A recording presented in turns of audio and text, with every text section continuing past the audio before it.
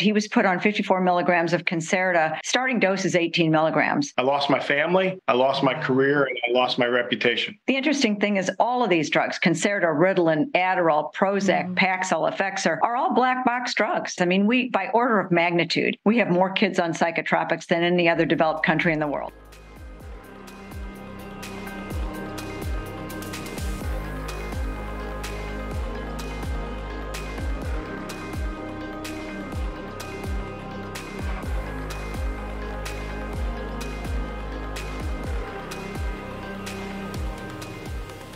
Can you pay attention these days? I mean, I pay attention better than you. Really? Well, guys, join us as we learn all about attention hyperattention deficit disorder. I don't even know what it's called. Wow, ADHD. Just call it that. And guess who we have? Well, who do you have? I have Michele Sarkisian, who's a board member and activist. She's ridiculously brilliant when it comes to ADHD and how much Big Pharma is getting to put people on these drugs. Well, and Bob Schwartz, who actually nearly died from being on this medication as an adult. It's going to blow your mind what we've been doing to our children. How many people have it? How many people are diagnosed with it? I bet you would be diagnosed with it if you were a little one. I was self-diagnosed. I mean, everybody's self-diagnosed. Yeah, but it is something that I think it's not a disease. It's just something that maybe people realize some environmental factors causing it. So how does it feel to be coming out of the closet finally?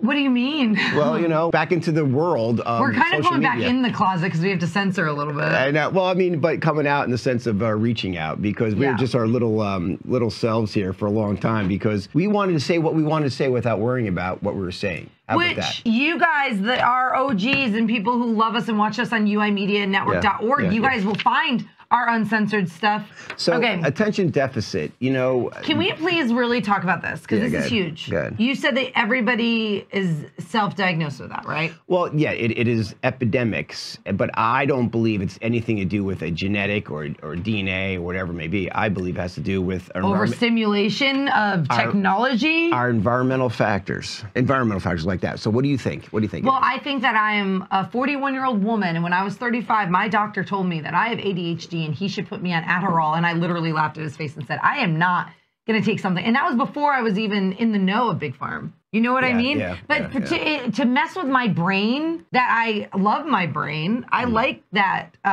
attention deficit because I can finish a task. Well, it's not like bad, but I just thought that was wild. There's a hyper focus to it as well. There's a pun in there because ADD. Well, it is hyper focus. You can people with attention. It's called adult attention hyperactive disorder. You really get lost in something. You ever like where somebody's trying to say something to you and you really focus on something? Duh. I mean, I do it on our show and you bore me all the time. I'm saying that's an attribute of attention deficit. Yeah. So what are you gonna do? Medicate somebody? Well, or just work on it? That's what our normal do. Do you know what percentage of people? Anybody have an idea what percentage of people, kids, are on some type of ADD medication? It's got to be high. Because teachers are so freaking lazy now. They want the kids sitting still for 8 hours a day instead of being kids. Do you know how many teachers told me that my kids probably needed something? Honestly. Oh, yeah. I got called in for my oldest son, who's totally fine because I didn't do it. My daughter, Winnie, guess what I did? I got her a freaking tutor, and now she's gifted. That's what you got to do. You can't be lazy. I was going to put my kids, both teachers were like, the boys need to be put on the ADD medication. I'm like, why? And I'm like, you know, I'm fine. See, they push it. I turned out fine, and I have that, But the teachers want you drugged out, zoned out, zombie-like, so they can enjoy their day better because they don't want to teach. But it's not even so much the teacher's issue, really. It's the system that's pushing the ADD medication. But there are financial benefits of it too, there's for the school system. I have a story, a personal story. Oh, tell us that. So, you know. So you were on it, Ashley? Yeah, and I don't have ADD or ADHD. So you were on it to abuse it. Yeah, I was in college. I was in college, and I went to and you know, you get some Adderall from some kid and you feel great. And so I was like, this is really good. And so I went to a psychiatrist and I told her, yeah, you know, I tried some Adderall and it really felt good. It worked for me. And she's like, okay, here's a prescription. I got a prescription, became so heavily addicted to it. I was popping, it got up to like 5-6 pills a day. So much so that nothing satisfied me. I was severely depressed. Wow. I was, I felt, I just graduated college. Okay. Actually, nothing satisfied me. Nothing felt good. I was always on edge. I was extra depressed. I was not eating because it suppresses your appetite heavily. And it got so bad that I didn't know who I was anymore. So I just flushed all the pills down the toilet, and I had over a week and a half of just withdrawal and nausea and just being sick to my stomach. And they don't care. I just said, yeah, I like Adderall. And she's like, here's an entire prescription. That's right. And isn't it like how long were you on it before you got yourself off? I was maybe doing it for a few months, and I was like, this is just not good. Good for you for like knowing that you need to get yourself off, because it's a stimulant, it's addictive. Oh, heavily. But why put a child on it? That's what. Even if your kid is heavily struggling, shouldn't you just work extra harder or hire people that can help you? Well, you want to learn some cognitive therapy techniques. Or holistic mind fuel. I have mind fuel, which is an amino acid, L-phenylalanine. L-phenylalanine keeps you from ADHD. It does. It can get your kids off of ADHD. And I know that was a plug for my littlesisterusa.com company, but it's true. It helps. It's convenience. I mean, that's been the death of this country for how long now? I mean, convenience has destroyed our society. But I do want to say later on the website, guys, if you're interested, we have a big guest. His name's Bob Schwartz. He's actually one of the many cases that happens that people don't hear about on these drugs. Because you know what? Stuff like that is censored. And he's being censored, and the doctors are censoring, that big pharma is censoring. They're threatening to sue. Horrific. And you know, he went through a manic episode, ruined his entire life. And this is time and time again this happened. So there was, really quick, you'll find this interesting. There was this recent story, this just happened, of this, I think, 12-year-old girl that stabbed her brother to death. And the mom, or someone just came out, and the mom was saying that her daughter was on ADHD medicine, and she does believe that it was a reaction from the medicine. She had a manic episode and stabbed her. Yeah, you say, it's one molecule away from being meth. From meth. You know what Ritalin is, right? My mother got put on Ritalin before she died, and she went freaking nuts. She was writing all over our furniture in Sharpie license plate numbers from people that were driving back. She thought they were coming to get her. She decided to make spatulas and like put them all over the windowsills and like the doors, and she would call herself MacGyver, and she was stone cold. She was serious. God. She thought that they were coming to get her because of this Ritalin. And then guess what? I told the doctor about it, and they just took her off. They didn't wean her off. So then she had to go to the hospital. It was a shit show. I mean, and imagine being a child and put on that your entire life, and everyone just not caring. I mean, it's the lack of information and the abundance of convenience. I think what we're realizing is that it's now the first go-to is to medicate on everything. Is the medicate. Instant gratification. It's to put a Band-Aid on it. Why do you think teachers won't actually hold on to or spend time with children and deal with the fidgeting and that? Because you don't see that anymore. You see these little zombie kids in school. I know. You don't see fidgeting, or they don't have recesses anymore and stuff like that. We have recesses. Do they? But yeah, my kids have recesses. Can they do whatever they want and go crazy? Like the Purge? It's so interesting because my little 8-year-old, I always hear, she's such a social butterfly. She has a hard time focusing. I'm like, she's 8. She's 8. Yeah. Let her have a hard time focusing. It'll all come. The world will come. It's like little indoctrination camps. You know what I mean? But I want my kid to get an education, of course, because education is power, knowledge, power. But this is where it comes. I think as a parent, it's just very important that you're working overtime. You're not being, I don't even like using the word lazy, but you can't just let the school systems raise your kids. You're going to have to teach them what they taught them might be wrong. A teacher's not always right, just like a doctor is not always right. But we are so taught to blindly trust the science and blindly go into it. And don't ask questions. If you ask questions, then I'm going to call you this, and that, and I'm going to censor you. Yep. And I'm going to, you know what I mean? Yeah. It's terrible. It is terrible. And so raise your kids to critically think. It's much more challenging to be a critical thinker and to do what you really want to do. And that's the kind of the squeeze that's happening right now. And that's where we have to wake up and understand how important our forefathers were, talking about our constitutional rights, the right of freedom of speech and the right of our Second Amendment and all the way down the line. And if we don't practice those rights, we don't exercise those rights, we will continue to lose them. And that's what's happening as we speak. So let's bring in our guests here. We have Bob Schwartz and Michele Sarkisian. They're joining us to bring in enlightenment on what is going on with all this attention deficit. Welcome, gang. Good to be here. Hey, Bob, tell us your backstory. Yeah, it's a tragedy that happened to me and my family nearly 20 years ago.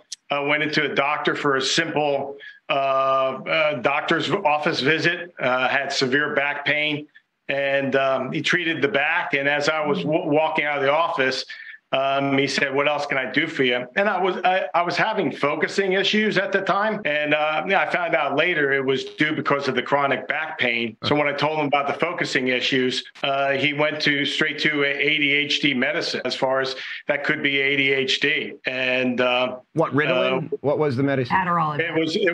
It was called Concerta. It was an all day 12-hour stimulant, and you never start off with a drug like that. He wrote me a prescription, gave me a coupon for a free trial, a 30-day trial for Concerta.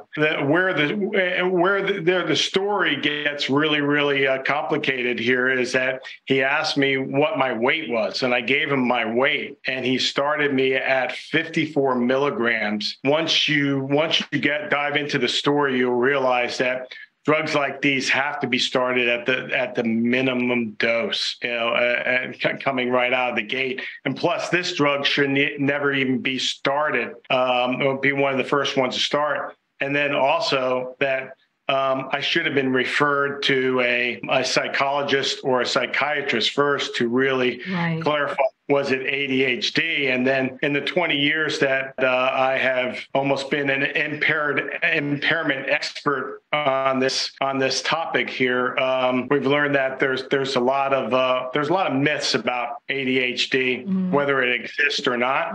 And I hope my story and my mission will enlighten people. That's what I want to say, because what's wild is you're an adult man going in there and they're still putting you on this pill, but imagine all the children. So why do you think that we're seeing this epidemic? Are they pushing it because they want the money from Big Pharma? Are the doctors getting kickback from those pills? Why would they want to hurt their patients by putting you guys on these medicines, these stimulants? Well, it's everything you just said. I mean, Big Pharma's out there, and they're pushing these medications.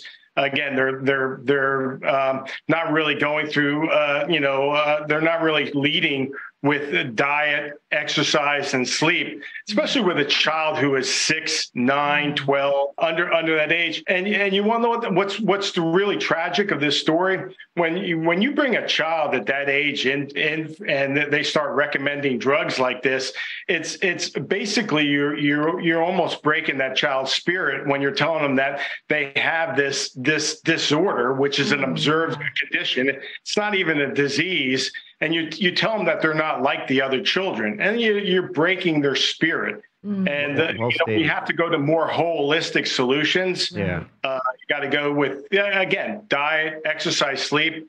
Diet, I think, is very important. Yes. Less carbs. Get the kids off that red dye. And I want to get into solutions here later on in the show, but first let's identify the problem here. Michelle, isn't it true that the doctors, with whether it's Adderall or Concerta or Ritalin, or anti-anxieties, antidepressants on children, but aren't they supposed to only prescribe them for like 90 days because they know the effects of it, and then they're supposed to stop and reevaluate? But you're not talking about kids being on for 90 days. They're on for a lifetime. For life. They're on them for life. I think it's 30. So the kids are in the crosshairs, and pharma loves getting them young.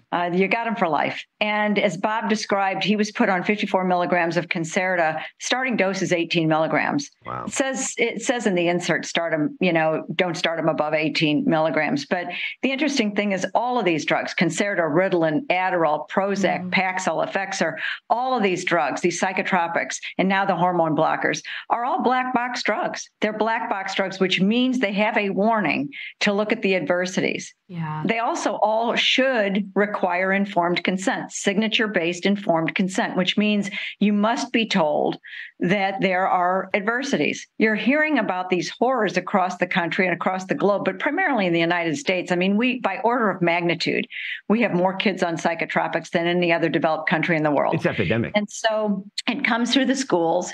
You have a teacher, my own daughter was told she couldn't focus supposedly in math. And so they want to put her on an IDP, an individual development plan, and that kind of stuff. And really all it took was, you needed was a little tutoring, but as soon as they see that these kids have a little, they're struggling, they're fidgeting a little, whatever, keep in mind, everything in education has changed. We used to, when I was growing up, we had recess twice a day. We had electives. You could keep, a lot of the boys would take shop. A lot of the gals would take whatever.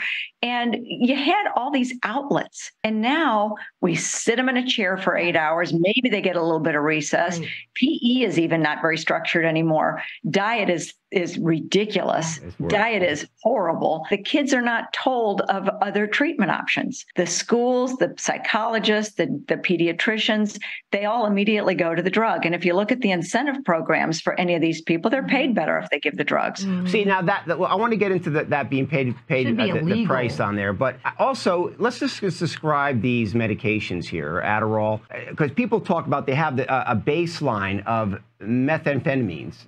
Can you share what you know about that? Either or. But yeah, they're meth derivatives. They're meth derivatives. They're class 2 narcotics.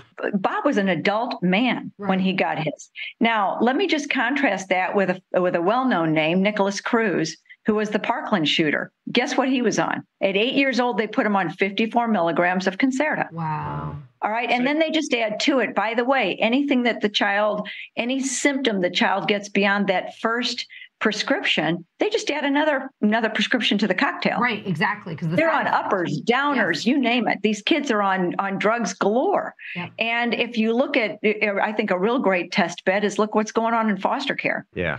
You know, the majority of the kids in foster care are on psychotropics, and who controls who controls those drugs when it comes to foster care? The government. Wow. So the state behavioral health commissions make that determination. Wow. Bob, and Nicholas Cruz was another one of those. Wow. Nicholas Cruz was on. Henderson was the Florida State Behavioral Health Commission vendor, and Nicholas Cruz was governed by the cocktail that they put on, from what I understand. And if you look at mass shooters, Adam Lanza, the Sandy Hook shooter, now they're not releasing the medical records or toxicology report for the Audrey and the Covenant school shooting in Tennessee. Oh, great. But it's pretty good suspicion that it's there in the manifesto. Well, you talk about methamphetamines. Bob, when you were taking this, did you connect the dots between being on meth, a derivative of meth, and what you were saying a doctor's order for Concerta to help with your intention? And what was the effect of it? Like, how did it affect your brain chemistry and your day-to-day? Yeah, Tim, just a great question. Tim, I was only on the drug for 5 days. At that level, I had a complete psychosis, and it's very similar to the scenes in A Beautiful Mind with Russell Crowe. Yes. I lost touch with reality, and basically, I was living out a nightmare, in my office. In my office. And I thought people were after me. I thought I was in danger. Mm-hmm. And, I remember going out of one of the big towers at the concourses, and then I stopped and was, like I said, I was slipping in and out of consciousness because I was just like, why did I just do that? It was just a state of reality. And what people don't understand is at that moment in my life, I was impaired. I went through an impairment, and I tried to let everybody know what happened to me, or something terrible had happened to me. And nobody knew what to do. There was very little help. I got fired by my doctor when I went back to him and asked him for help. Wait, why did he fire you? Because I showed him an article in 2005, very important article in 2005 by the Wall Street Journal, where they were having congressional hearings about the drug Concerta. We could have stopped this drug back in 2005, but they opted to slap it with a black box warning, which is nothing more than a Band-Aid for the situation. So, nobody acknowledges that warning. And in the meantime, in the aftermath, I was one of the top executives here in Atlanta, technology-wise, and I lost my family, I lost my career, and I lost my reputation. I'm just curious for people like me out there, what exactly is Concerta, if I'm saying that right? Is that Adderall or Ritalin? What is it? It is Ritalin on an all-day supplement. Okay. Usually, if you get regular Ritalin, it wears off in 4 hours. This was a 12-hour medication. It also says in the handbook, never start anybody, first timers on this kind of drug. Right. So Michele, I know you're very familiar with Bob's story, but his experience is not typical of a child when they're put on some type of, whether it's Concerta or Ritalin or Adderall. Why do you think it's different? Because he was an adult and he's being put on this derivative meth, or is it because kids are able to absorb it better, or what's we don't really know, if you think about it, what the effect is on the kids. Now, if they start them at the lower dose or whatever, but a lot of parents say that their kids have become zombie-like. Mm-hmm. They've lost their energy to go play and things like that. You hear that kind of stuff a lot. They may focus better, sit better in their chair at school, so the teachers aren't going to complain about it. But they've lost their, as Bob says, their spirit.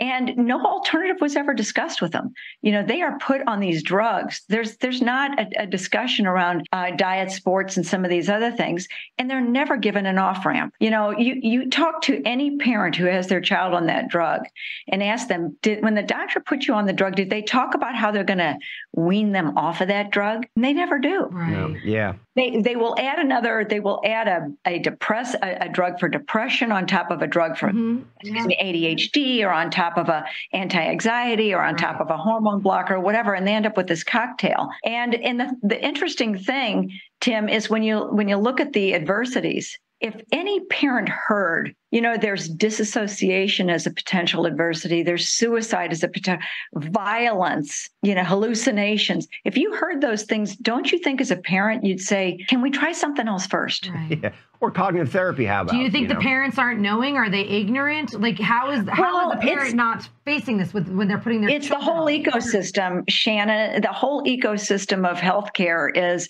you've got the doctors in on it, you've got the pharma in on it. Right. Did you ever see the series Dope Sick? Yes, I did. Yes, it was excellent. Do you remember that with OxyContin? Yes.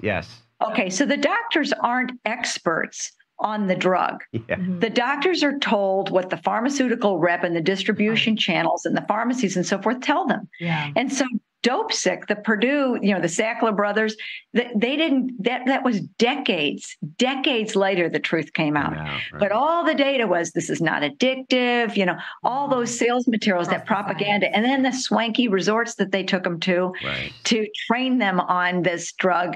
And then you see the doctor becoming addicted. I mean, that's what's going on right now. Bob followed all the rules. He went to his trusted doctor and got the prescription. He went back to that trusted doctor and said what he was going through. And the doctor pretty much fired him and told him if he ever spoke out against him, he would sue him for slander. What? He went to the Georgia Medical Board. He went to Johnson & Johnson. He got a case file with Johnson & Johnson. He submitted a report through MedWatch, which is supposed to be the whistleblower system for approved drugs, for approved FDA drugs. If you have an adversity, you file a MedWatch report. The Attorney General was responsible for responding back to such a MedWatch report in that state. He even went to senators on Capitol Hill about this. Bob followed everything right and was completely ignored. Pharma has so much money and so much influence that it's very difficult to get a case like this taken seriously. Bob, what were you going to say? Do you remember that thought? Yeah, we were talking about Dope Sick. And with this epidemic, we're basically looking at another Dope Sick situation where you take the opioids and the addiction, and with the SSRIs and there's absolutely no exit strategy. I mean, you cannot suddenly stop these drugs because you can go through withdrawal or whiplash. In fact, we had a situation with the Atlanta recently 2 months ago with the active shooter in downtown that unfortunately shot a nurse and killed a nurse downtown. He was going into those offices asking for an antidepressant. I think it was Ativan. And he was denied it. And this is one of the greatest concerns they're having, is that you wouldn't go through a whiplash, and on top of that withdrawal period that he had, he turned it into a mass shooting at the same time. Well, you're basically on meth. I mean, I can't emphasize it enough to the parents who are right now deciding to put their children on ADD medication, that you're literally looking to putting your child on meth. I mean, you have to let that sink in, right? But you mentioned the financial incentives, Michele and Bob. What is the financial incentive for the teachers or the school itself? What do they receive from, I guess, a government grant or whatever it may be, or a pharmaceutical donation? I don't know how it works. But how much do they get usually for every time they put a child on some type of ADD medication? Yeah, I don't know what they get every time they put a child on it, but I will tell you that these in-school clinics are $125 million in Georgia alone, just to put the in-school clinics in, to have these psychologists, to have these doctors in there. And then you know what they're doing from a conditioning standpoint to just, the default is always a drug. Now, it goes for the trans situation too, the hormone blockers and so forth. This is all very... it's all normalized. Yeah. It's all normalized. This is the normal course of action. You get put on a hormone blocker, you get put on an ADHD drug, you get put on a drug for depression or anti-anxiety. And I don't want to speak out of school because I don't have the what the actual payment is.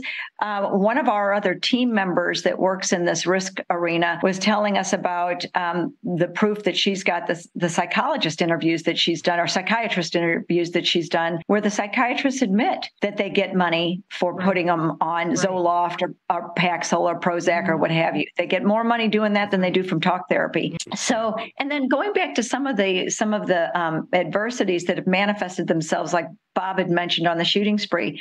I don't know if either of you are familiar with the little girl who killed her brother that was under the influence of drugs. She had a night. She woke up in the middle of the night and must have been living out a nightmare, and ended up stabbing her little 8-year-old brother to death. And the poor girl, if she probably didn't know what she was doing because she was in psychosis. And if you watch the interview and you see she is out of control, upset. I mean, apologizing profusely to her mother. I'm sorry. You just can't even believe. And she loved her little brother. And then you hear about the mom who kills the kids. And, just people have these psychotic episodes like Bob did. They're out of their minds. And I don't know if there's another movie that you might find interesting, Medicating Normal. And Medicating Normal is about what's gone on with the VA system. Right. All of these veterans that are PTSD are put on these black box drugs. Now that movie brought a lot of the veterans together, and they look at one another going, "You too? You were put on that too? Everybody's been put on this." There's never an off ramp. So they're all working their own tapering systems. They're cutting the pills in, by 25% for a few weeks, then by 50%. It's a machine. It's a machine.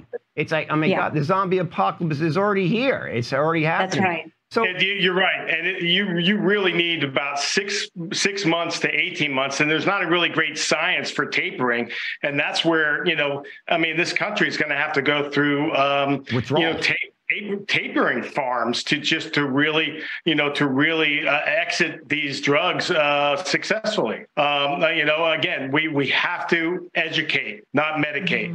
There's a couple of other things too, Tim. I think that, with these in-school clinics, parents can, and we'll see if we can get you the forms, but parents can say, you may not treat my child without my involvement. You may not do it. I'm opting out. And that's number one. Number two, we have to fight with our legislators, or at least communicate with our legislators about things that they need to be against. So they need to be against advertising, for example, on television. We're one of 2 countries in the world that allow pharma ads on television. Wow. America and New Zealand. And, so there's a demand creation scenario there when you go in and say, oh, you've seen this ad where it's all flowers and rainbows. And then they do the rapid speak at the end telling you, you could die from this or whatever. And then the third thing I mentioned is Bob's site, the Risks, RXISKS.com, is very good. You can go there and not only see the documentary, but there's an area there where if you have ADHD or your child has been prescribed something for ADHD, you can tell your story, because there will be legal action downstream. There will be. It's coming, just like it did with Dopesick. Good. It's coming. And so if you want your story, just in case you want to be contacted at some point when action will take place, that's a good place to put it. We need a complete overhaul of what's going on in our society and what we're doing to our children. And thank God, Bob and Michele, you guys are out there speaking the good truth. And Bob, your documentary, and make it good. Check it out. Fantastic. Thank you guys for what you're doing.